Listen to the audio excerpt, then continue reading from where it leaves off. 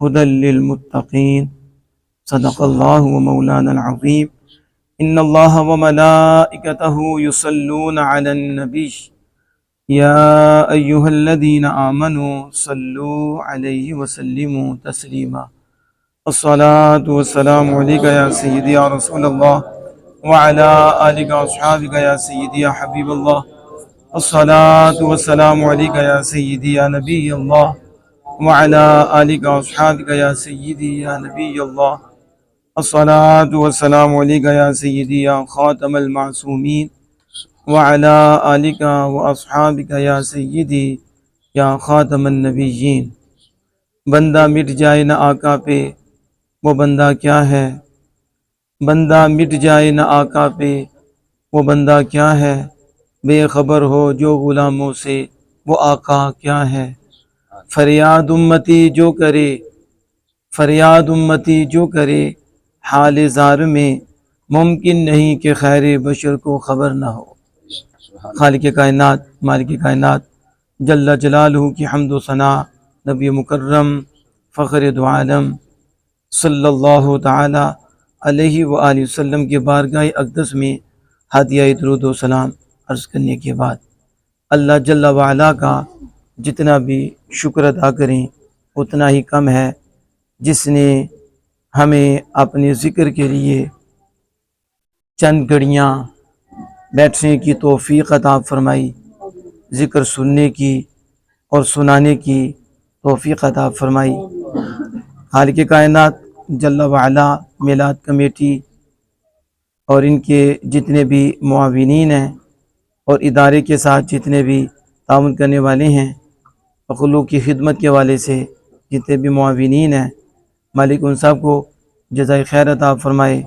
محترم وسیم اتاری صاحب، اللہ پاک ان کو مزید ہمت عطا فرمائے، اور قاری شبان صاحب، قاری عتیق الرحمن صاحب، انہیں مزید اس گلشن کو آباد کرنے کی توفیق عطا فرمائے، اور ان سب کو مزید برکتیں عطا فرمائے۔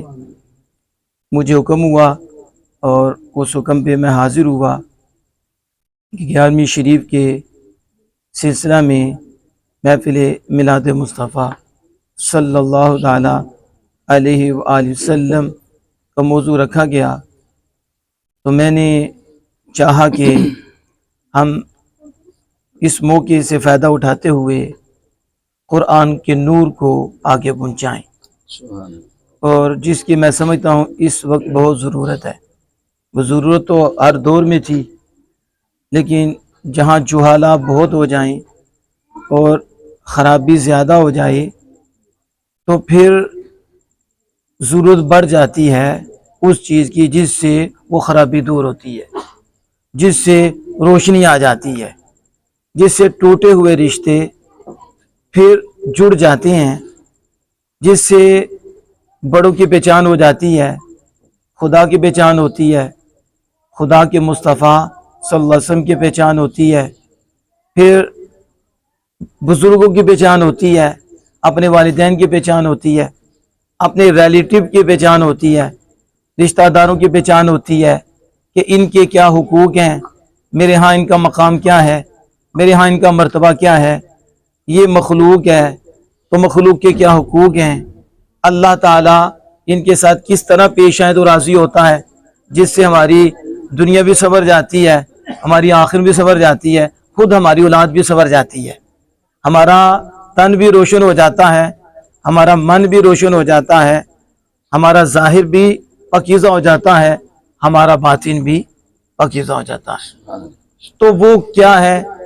وہ ہے علم دین، وہ ہے کتاب مجید سے تعلق کا مضبوط ہو جانا، قرآن مجید سے مضبوطی، اور قرآن کا علم ہے اور یہ دین کا علم ہے کہ جب یہ آتا ہے تو پھر بندے کی نظر کھل جاتی ہے، اسے سمجھ آ جاتی ہے، اسے پہچان ہو جاتی ہے کہ یہ حق ہے، یہ باطل ہے، یہ سچ ہے، یہ جھوٹ ہے، اور ان کے ساتھ میں نے یوں پیش آنا ہے، ان کے ساتھ یوں نہیں آنا، اس طرح میری آخرت بھی تباہ ہوتی ہے، میرا رب بھی ناراض ہوتا ہے، میری دنیا بھی برباد ہو جاتی ہے۔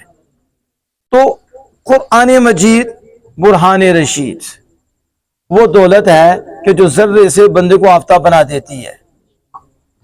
اس لیے اپنا یہ جو 11ویں شریف یا دوسرے سلسلے ہوتے ہیں کوشش کیا کریں وہاں قرآن پاک کا دستہ لگایا جائے, علم دین کا دستہ لگایا جائے, کہ لوگوں کو پتہ چلے کہ ہم آئے کس لیے ہیں اور ہم نے کرنا کیا ہے, پھر اس پر ہمیں ملے گا کیا. ظاہر ہے نیچر ہوتی ہے, فطرت ہوتی ہے کہ اس کام پہ ملے گا کیا, وہ بھی یہ کتاب ہدایت بتائے گی کہ آئے کیوں ہو, کرنا کیا ہے, پھر ملے گا کیا, یہ قرآن ہمیں بتائے گا. اب ذرا توجہ فرمائیں, زیادہ وقت میں آپ کا لینا بھی نہیں چاہتا. جو آیت کریمہ پڑھی ہے اس میں آپ نے غور و فکر کرنا میرے ساتھ. خالق کائنات جل وعلا فرماتا ہے الف لام میم. اب یہ جو حروف ہیں یہ قرآن مجید کے, یہ انہیں حروف مقطعات کہتے ہیں. ان کے معنی ہم نہیں جانتے, ہمیں ان کے معنی کا نہیں پتا, ہمیں اس سے جو مقصود ہے اللہ پاک کا ہمیں نہیں پتا. اللہ کو پتا ہے اور اللہ کے بتائے اس کے محبوب کریم صلی اللہ علیہ وسلم کو اس کا علم ہے, اور حضور کے بتائے حضور کے خاص غلام ان کو بھی اس کا علم حاصل ہوتا ہے. اب دیکھیں جب آپ الف لام میم پڑھتے ہیں تو آپ مانتے ہیں کہ یہ اللہ کا کلام ہے. اب آپ کو معنی سمجھ میں نہیں آ رہا, لیکن آپ یہ نہیں دیکھ رہے کہ معنی سمجھ میں آ رہا ہے تو ہم مانیں گے, یا معنی سمجھ میں نہیں آئے گا تو پھر مانیں گے. بس آپ اس لیے مان رہے ہیں کہ یہ اللہ کا کلام ہے, اس کا معنی ہے, لیکن ہمیں اس کا علم نہیں, تو ہم نے صرف اللہ کے کہنے پہ اور اس کے محبوب کے کہنے پہ ماننا ہے. یعنی الف لام میم شروع ہی میں ہمیں اس طرف ہماری رہنمائی فرما رہا ہے, پہلے اپنا نظریہ ٹھیک کرو, اپنی سوچ ٹھیک کرو, کہ پہلے عقیدہ ہے, پہلے آپ کی سوچ ہے کہ الف لام میم معنی آپ کی سمجھ میں نہیں آ رہا, لیکن پھر بھی آپ مانتے ہیں. کیوں مانتے ہیں؟ اس لیے مانتے ہیں کہ یہ خالق کائنات کا فرمان ہے. اب یہاں میں بات کو آگے بڑھاتے ہوئے آپ سے ہی گزارش کرتا ہوں کہ آج جس دور میں میں اور آپ گزر رہے ہیں, مدارس کے خلاف آوازیں اٹھ رہی ہیں کہ جو بچے حفظ کر رہے ہیں, حفظ کرنے کا کوئی فائدہ نہیں, یہ الفاظ رٹتے ہیں بس نماز معنی تو یاد ہی نہیں کرتے, اس کے مطالب تو یاد ہی نہیں کرتے, انہیں پتہ ہی نہیں کہ الف لام میم کے بعد ذالک الکتاب کا مطلب کیا ہے, انہیں الحمدللہ رب العالمین کا ترجمہ ہی نہیں آتا, انہیں اس کی تفسیر ہی نہیں آتی, یہ مطالب ہی نہیں سمجھتے, تو ایسے ہی طوطے کی طرح ٹیں ٹیں کرتے رہتے ہیں, انہیں کوئی فائدہ نہیں. اب دیکھیں الف لام میم, کیا آپ کو اس کے معنی کا پتہ ہے؟ بولیں نہیں پتا. اور حدیث پاک میں آتا ہے ابن مسعود رضی اللہ تعالیٰ عنہ فرماتی ہیں الف لام میم جس نے پڑھا ہے اس کو کتنی ملیں گی؟ 30 نیکیاں. یعنی ایک الف پہ ملے گی, الف ایک حرف ہے. آپ مطلب میں یہ نہیں کہتا کہ الف لام میم مل کر ایک ہے, الف ایک حرف ہے, لام 2 حرف ہے, میم 3 حرف ہے. فرمایا جو یہ پڑھے گا اسے کتنی نیکیاں ملیں گی؟ مفہوم بتا رہا ہوں, 30 نیکیاں ملیں گی. میں آپ سے پوچھتا ہوں, جب الف لام میم کا آپ کو مطلب آتا ہی نہیں, نہ آ سکتا ہے, کیونکہ یہ راز ہے, یہ اللہ جانتا ہے, اللہ کے بتائے اللہ کے محبوب جانتے ہیں. اب آپ تو نہیں جان سکتے, تو جب آپ نہیں جان سکتے تو جو لوگ کہتے ہیں جب تک قرآن کے معنی کا پتہ نہ ہو قرآن پڑھنے کا فائدہ کوئی نہیں, یہ الفاظ پڑھنے کا فائدہ کوئی نہیں, تو ہم ان سے پوچھتے ہیں آپ خود بتاؤ الف لام میم کا معنی کیا ہے؟ تو وہ بھی کہیں گے کہ الف لام میم کا تو معنی کا ہمیں بھی نہیں پتا. تو کہا جب معنی کا پتہ نہیں تو تمہارے نے ثواب نہیں ہونا چاہیے, جبکہ حضرت ابن مسعود رضی اللہ تعالیٰ فرما رہے ہیں الف لام میم پڑھنے پہ خالق کائنات 30 نیکیاں عطا فرماتا ہے. اس سے پتا چلا کہ نظریہ اپنا ٹھیک رکھو, اپنی سوچ ٹھیک رکھو. یہ خالق کائنات کا کلام ہے, سمجھ میں آئے تو سبحان اللہ بہت اجر ملتا ہے, سمجھ میں نہ بھی آئے اللہ پاک پھر بھی اپنا قرب عطا فرماتا ہے. ایک تو یہ پہلے آگے فرمایا ذالک الکتاب لا ریب فیہ, یہ وہ بلند رتبہ کتاب ہے جس میں کوئی شک نہیں ہے, جس میں شک کی گنجائش نہیں ہے، ہدی للمتقین، اور یہ متقیوں کے لیے رہنما ہے اور متقیوں کا راہبر ہے۔ اب یہاں دیکھیں آگے جو مالک فرما رہا ہے، یہ بلند رتبہ کتاب جس میں کوئی شک نہیں۔ اب یہ قرآن پاک کی شان بیان ہو رہی ہے کہ قرآن پاک لا ریب ہے، اس میں شک نہیں۔ سوال تو یہ ہوتا ہے کہ ہم پڑھتے ہیں تو ہمیں یہ نظر آتا ہے کہ بہت نے قرآن میں شک کیا ہے اور اب بھی قرآن میں شک کر رہے ہیں، اور خالق کائنات فرما رہا ہے قرآن پاک میں کوئی شک نہیں ہے، شک کی گنجائش ہی نہیں۔ تو پھر جو شک کرنے والے ہیں ان کے متعلق کیا جواب ہوگا؟ اگر شک نہیں تو پھر شک کیسے ہوا؟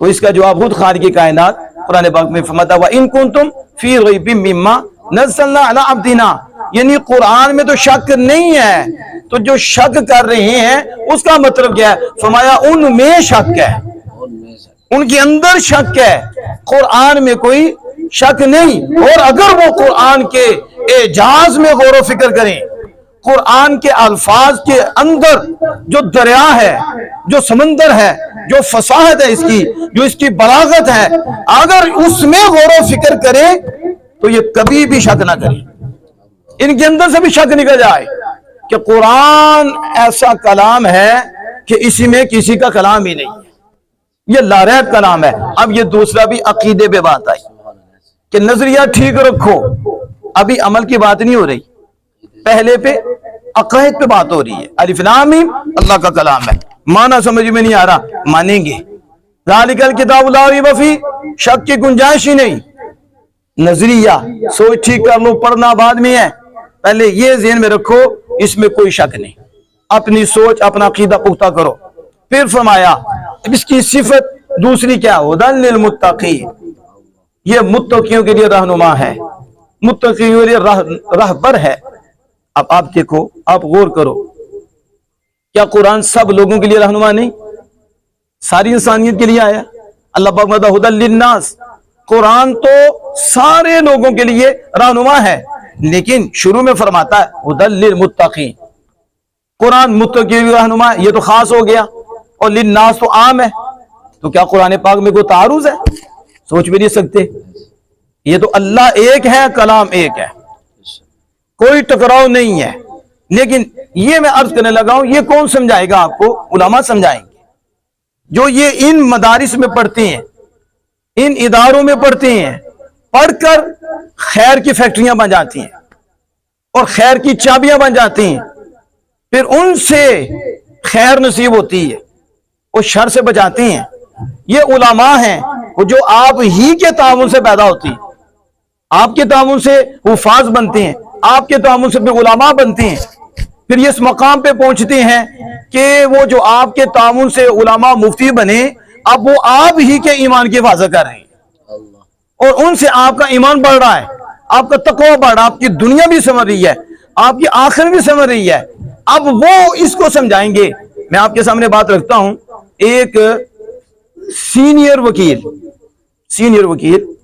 اسے میرے ساتھ گفتگو ہوئی تو گفتگو کس انداز سے، اب دیکھیں کتنے فتنے آگے ہیں جو کہتے ہیں کہ استاد کی تو ضرورت ہی نہیں، بس آپ خود قرآن کو سمجھے، علماء کے پاس کیوں جاتے ہو، علماء سے کیوں پوچھتے ہو، خود قرآن کو سمجھو۔ آج نیٹ پہ ایسے بولنے والے بھی آپ کو ملیں گے، اور آپ نے سنا بھی ہوگا کہ علماء سے کیوں پوچھتے ہو، علماء کے پاس کیوں، ترجمہ ہے، تفسیر ہے، خود قرآن سمجھو، خود تم اس طرف چلو۔ مجھے بتائیں کہ اللہ پاک نے کتاب بھیجی تو کیا ڈائریکٹ بھیج دی ہے؟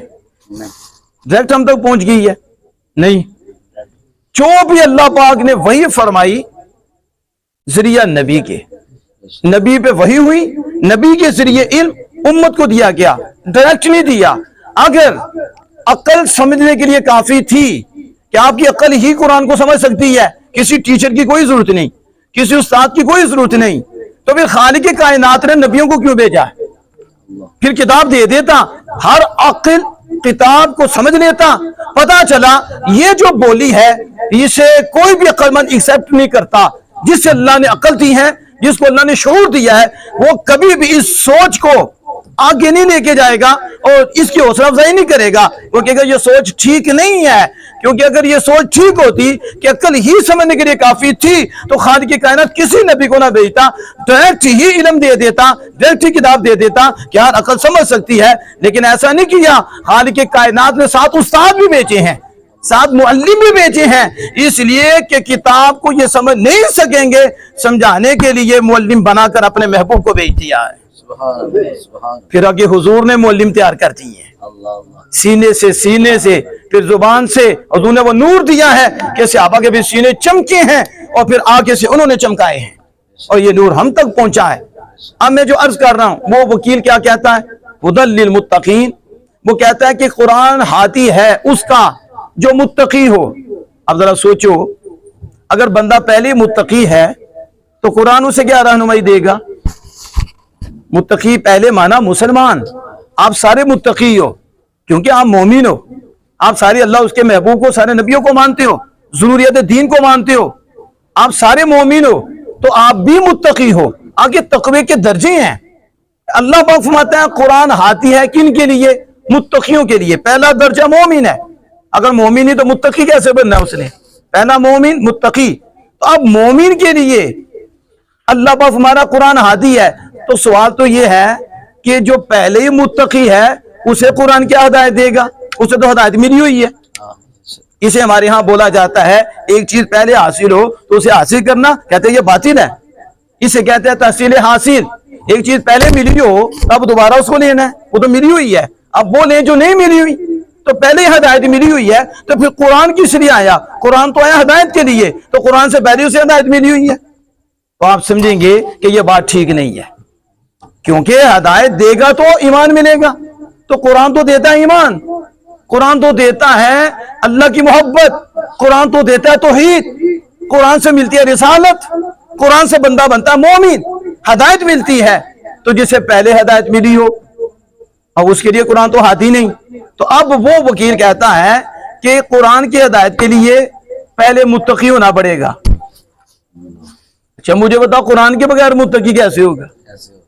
میں عرض کر رہا ہوں کہ علماء کے ساتھ محبت کرو، علماء کے پاس بیٹھو۔ اگر آج کے دور میں ایمان بچانا بڑا مشکل ہے، اور دشمن جو ہے جو دشمنی لیتا ہے تو وہ مال نہیں لیتا آپ سے، یہ جتنے بھی بد مذاہب ہیں جیسے قادیانی کی بات بھی کر رہے تھے، تو اس نے مال نہیں لینا، مال دینا ہے۔ اصل میں اس نے آپ کو اس سے دور کرنا ہے جو آپ کے ایمان کو بچانے والا ہے، جو آپ کو روشنی دینے والا ہے، جو آپ کو بتانے والا ہے یہ چور ہے، یہ ڈاکو ہیں اور یہ آمینہ کے لال کے غلام ہیں۔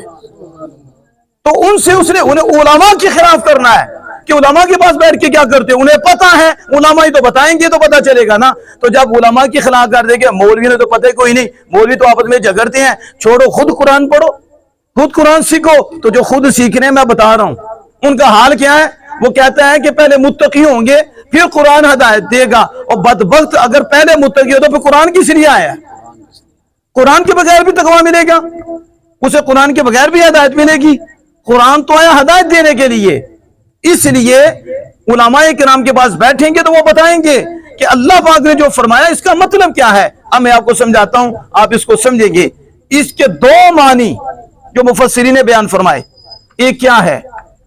ایک معنی اس کا یہ ہے کہ جو تقویٰ کی طرف لوٹنے والے ہیں، اس کی طرف یعنی تقویٰ کی طرف لوٹنے والے ہیں، یعنی اللہ پاک کی اطاعت کرنے والے ہیں، اللہ کے حکم کو ماننے والے ہیں اور اللہ عز و جل کی نافرمانی سے بچنے والے ہیں، اللہ کا قرآن ان کو ہدایت دے گا۔ اللہ کا قرآن کیا مطلب ہوا؟ اللہ کے علم میں ہے کہ یہ بھی، اسے بھی ایمان ملے گا، اسے بھی تقویٰ ملے گا، اسے بھی طہارت ملے گی، اسے بھی میری اطاعت کا نور ملے گا۔ تو مالک فرماتا ہے جو میرے علم میں ہے یہ قرآن انہیں ہدایت دے گا۔ اب میں اس کی مثال ایک اور جگہ سے دیتا ہوں۔ اللہ پاک فرماتا ہے وَذَكِّرْ فَإِنَّ الذِّكْرَ تَنفَعُ الْمُؤْمِنِينَ، محبوب نصیحت کیجئے، بے شک آپ کا جو ذکر کرنا یہ مومنین کو فائدہ دے گا۔ ذرا بولے کس کو فائدہ دے گا؟ مومنین کو۔ اب آپ یہ سوال کر سکتے ہیں کہ ہم پڑھتے ہیں، ہمارے سامنے بھی ہے، ہم نے کئی کافر دیکھے کہ جب انہیں قرآن کی دعوت دی گئی وہ ایمان لے آئے، انہوں نے ایمان قبول کر لیا، اگر نصیحت مومنین کو ہی فائدہ دیتی ہے تو پھر یہ کافروں کو کیسے دے گئی؟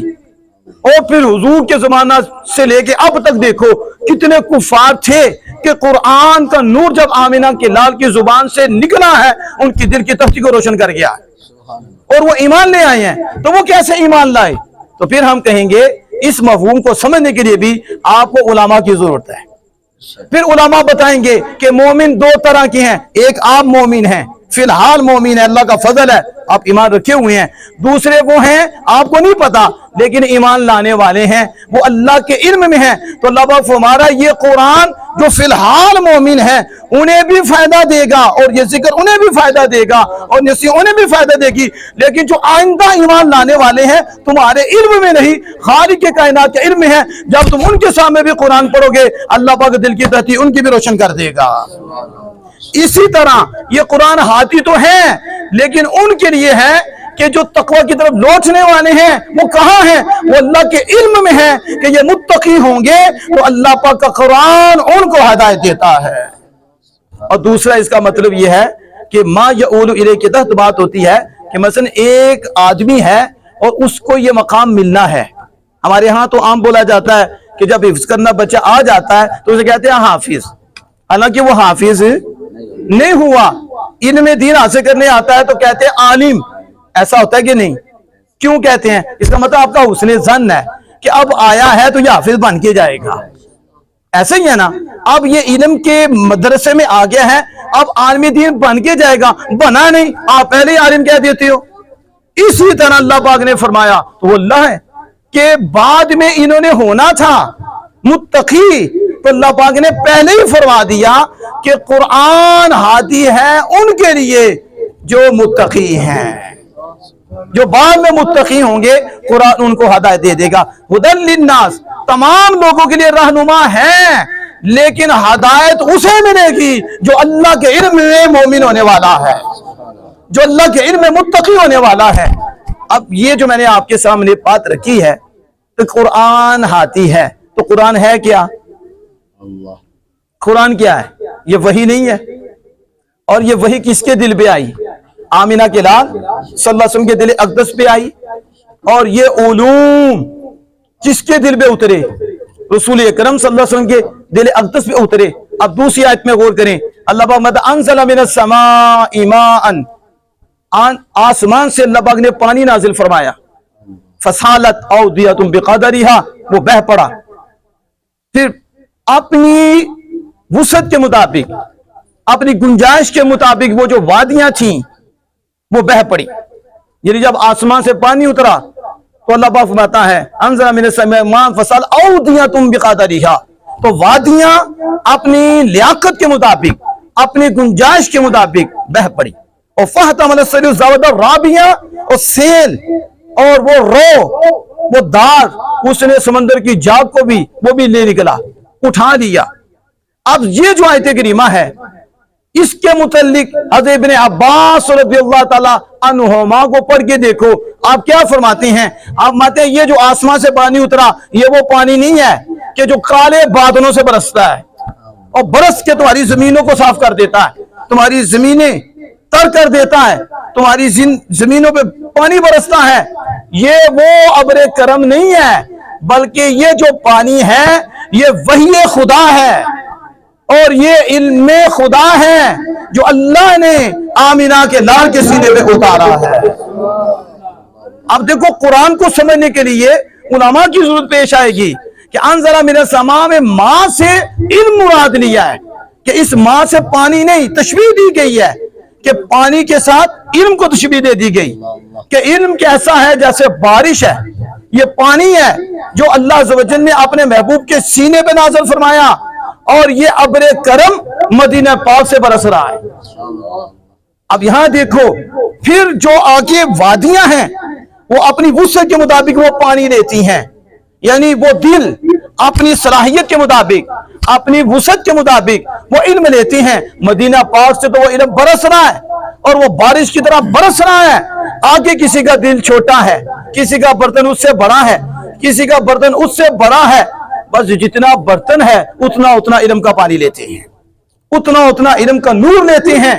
اور پھر یہ نور لے کر اس نور کو آگے پہنچاتے ہیں، اس نور سے آگے دلوں کو سیراب کرتے ہیں اور دلوں کی زمینوں کو سیراب کرتے ہیں۔ اب آپ اس آیت کریمہ میں غور کرتے ہوئے اس آگے تھوڑا چلیں تو نبی اکرم صلی اللہ تعالی علیہ وآلہ وسلم فرماتے ہیں، ذرا توجہ فرمائیں، آپ صلی اللہ علیہ وسلم فرماتے ہیں کہ بے شک خیر کے خزانے ہیں، خیر کے خزانے۔ اب آقا دو جہاں صلی اللہ علیہ وسلم کی ذات پاک کے پاس وہ خیر، علم کی دولت صحابہ کرام رضوان اللہ عنہم اجمعین روزانہ حاصل کرتے تھے اور تازہ پھل لیتے تھے، یعنی روزانہ علم کا تازہ پھل صحابہ حضور سے لیتے، حضور سے سیکھتے، اپنے دلوں کو بھی روشن کرتے، وہ علم کی دولت لیتے، اور صحابہ کے خیال میں آیا کہ یہ علم تو تولا ہی نہیں جا سکتا جو رسول اکرم صلی اللہ علیہ وسلم کو خالق کائنات جل وعلا نے عطا فرمایا ہے۔ تو نبی مکرم فخر دو عالم صلی اللہ علیہ وسلم صحابہ کہ یہ جو خیر ہے اس کے خزانے ہیں۔ اب جب خزانے ہیں تو سوال ذہن میں آ سکتا ہے کہ جو خزانے ہیں تو خزانے تو بند ہوتے ہیں، اس میں وہ پہرے دار بھی ہوتا ہے، پھر اسے چوری سے بھی بچایا جاتا ہے، اسے تالا بھی لگا جاتا ہے، تو کیا یہ علم کے خزانے بند رہیں گے؟ یہ کھلیں گے نہیں؟ تو نبی مکرم فخر دو عالم صلی اللہ علیہ وسلم نے جو سوال بعد میں پیدا ہونے والا تھا، آقا دو جہاں صلی اللہ علیہ وسلم نے اس کا پہلے جواب دے دیا، میرے صحابہ یہ خیر کے خزانے ہیں اور خیر کے خزانوں کی چابیاں بھی ہیں، ان کی چابیاں بھی ہیں، یہ علم کے خزانے ہیں لیکن بند نہیں رہیں گے، علم کے خزانے کھولنے والے بھی ہوں گے، اور پھر دروازہ کھول کر یہ علم کا فیض جو نبوت کا فیض ہے یہ آگے اللہ کے مخلوق میں بانٹیں گے، اللہ کی مخلوق میں تقسیم کریں گے۔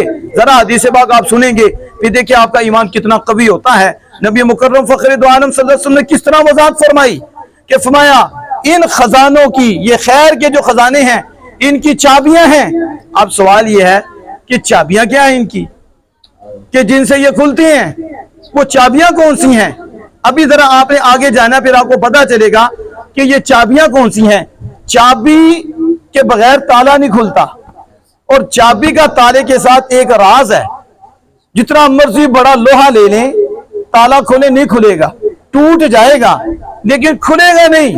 چھوٹی سی چابی کے ساتھ جب لگائیں تو تالا کھل جاتا، اتنے بڑے لوہے سے بھی تالا نہیں کھلتا لیکن وہ چھوٹی سی چابی سے کھل جاتا ہے۔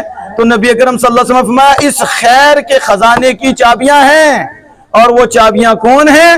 وہ چابیاں علماء ہیں، وہ چابیاں ہیں دین کے عالم، یہ حفاظ، یہ علماء حفظ کرنے کے بعد پھر اگلا سٹیج جو علم کا سٹیج ہے اور علم کا درجہ ہے اس پہ قدم رکھا، علم دین حاصل کیا، اب اس علم دین کو حاصل کر کے اپنے تک نہیں رکھا، اب آگے کریا کریا گلر گلیل نگر نگر اس علم کے دین کو، نور کو آگے پہنچاتے ہیں، آگے پھیلاتے ہیں۔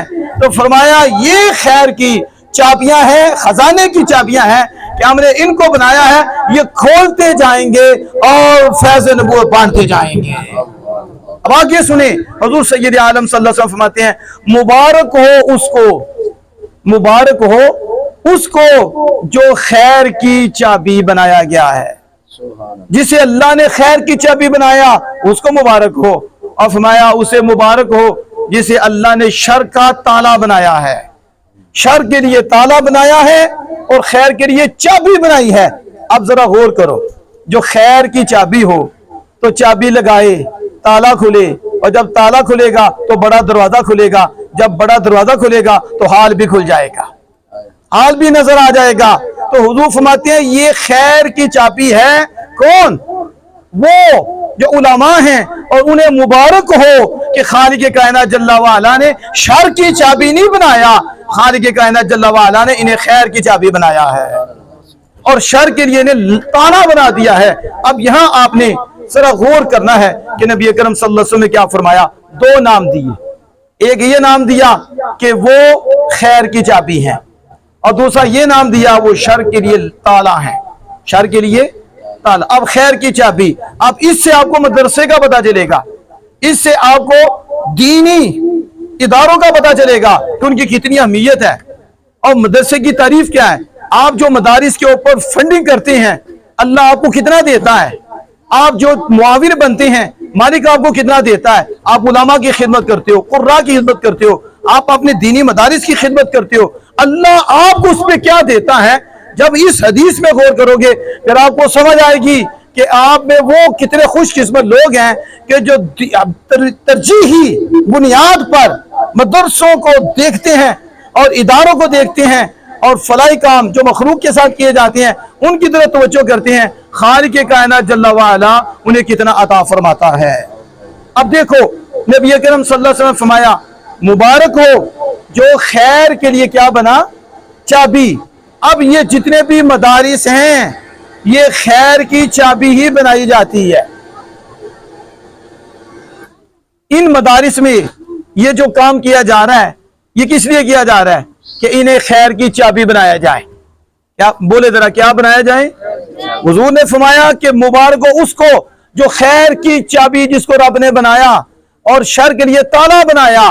इन मदारिस में क्या किया जाता है। अब लोग पूछते हैं अब मदारिस बनाने का फायदा क्या, ये इदारे बनाने का फायदा क्या। थोड़े इदारे हैं ऐसे अल्फाज बोलती हैं, बहुत कुछ कहते हैं, वो कुरान के भी खिलाफ हैं, वो उलमा के भी खिलाफ हैं और दीनी मदारिस के साथ जो तामुल करते हैं उन्हें भी रोकते हैं। इधर तामुल करने का क्या फायदा, रहने दो इनको, स्कूल में पैसा खर्च करो, फलां जगह में पैसा खर्च करो।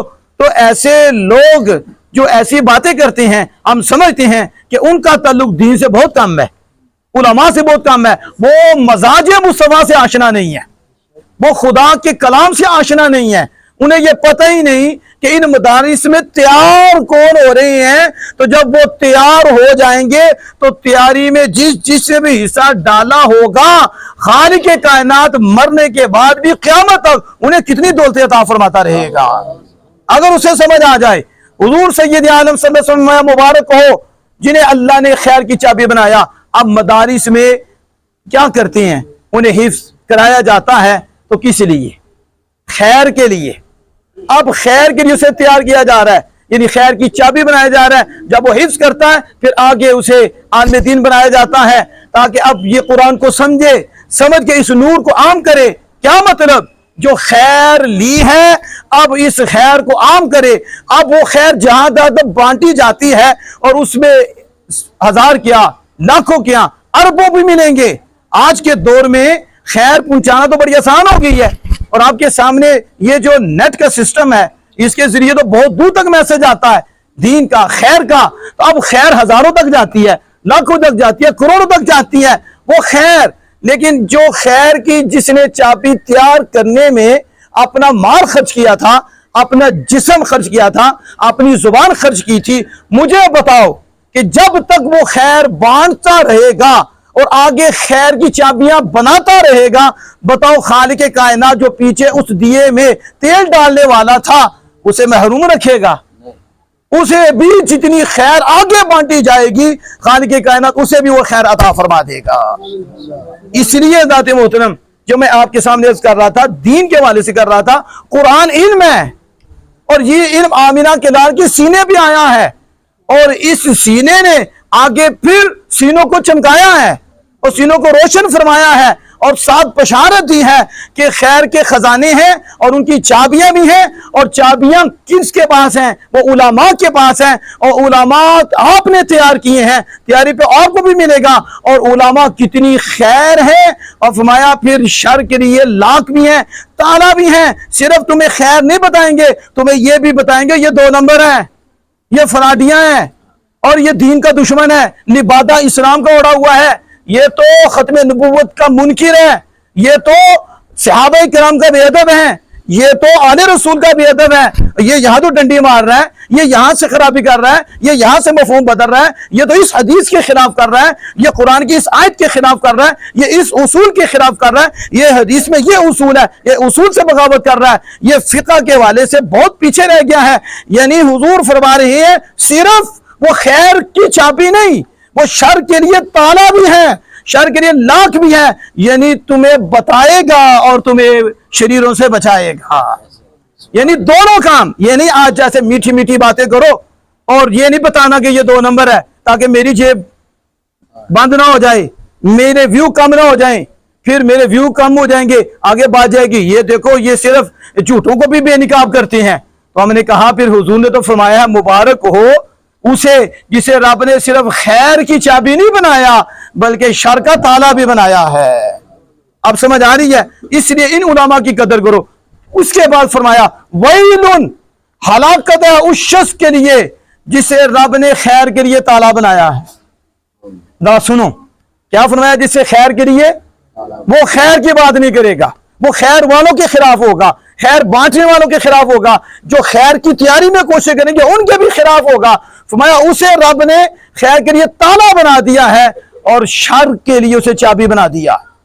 اب وہ کہے گا دین کے یہ مدارس کیا ہیں؟ کچھ بھی نہیں، چھوڑو، ایسے پیسے لگانا فضول ہے، ان کے پیسے لگانے کو کوئی فائدہ ہی نہیں، ادھر لگانے کا فائدہ کوئی نہیں، لہذا تم ادھر لگاؤ، شادی پہ نہیں روکے گا، غلط جگہوں پہ نہیں روکے گا، ہزاروں لاکھوں کروڑوں آپ شادی پہ لگاؤ، چاہے آپ بڑے میرج ہال میں چلے جاؤ اور 100 دیگیں پکا لو، وہاں نہیں روکے گا کہ یہ 100 دیگوں کی بجائے مختصر کر کے خدا کے مہمانوں کو کھلا دے، تو پھر دیکھ رب تیری بیٹی کو کتنا سکھ دے گا، تیرے بیٹے کو کتنا سکھ دے گا، اور رب کے ہاں کتنی برکت تمہیں نصیب ہوگی وہ نہیں بتائے گا، کیونکہ اسے خیر کے لیے لاک بنا دیا ہے اور شر کے لیے اسے چابی بنا دیا ہے۔ یہ تو وہ بتائے گا جسے خالق کائنات نے خیر کے لیے چابی بنایا ہے اور شر کے لیے تالا بنا دیا ہے۔ آپ اس چیز کو سمجھ رہی ہیں؟ اب میں بات ختم کرنے لگا ہوں، جو میں نے عرض کیا پیچھے ہی، ذالک الکتاب لا ریب فیہ ھدی للمتقین، اور یہ قرآن ہادی ہے کس کے لیے؟